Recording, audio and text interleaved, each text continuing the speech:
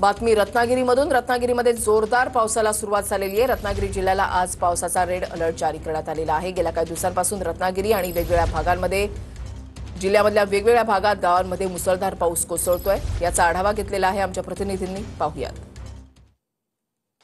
रत्नागिरी जिल्ह्यामध्ये मुसळधार पावसाला सुरुवात झालेली आहे। मी सध्या रत्नागिरी शहरामध्ये उभा आहे आणि जो मुसळधार पाऊस जो आहे तो रत्नागिरी शहरामध्ये पडताना पाहायला मिळतोय।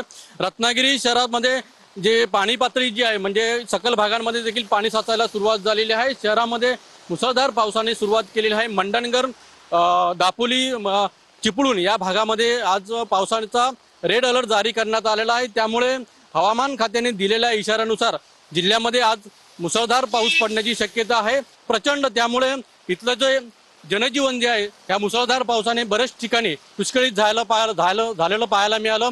जिल्ह्यामध्ये आतापर्यंत 31 लाखाचं नुकसान जे आहे ते झालेलं पाहायला मिळतं। त्यामुळे रत्नागिरी जिल्ह्यामध्ये पडत असलेला हा मुसळधार पाऊस मात्र इथल्या नागरिकांचं मात्र जनजीवन विस्कळीत करतोय, हे मात्र नक्की। कॅमेरामॅन समित गजनेसह अनंत पाताडे, TV9 मराठी, सिंधुदुर्ग।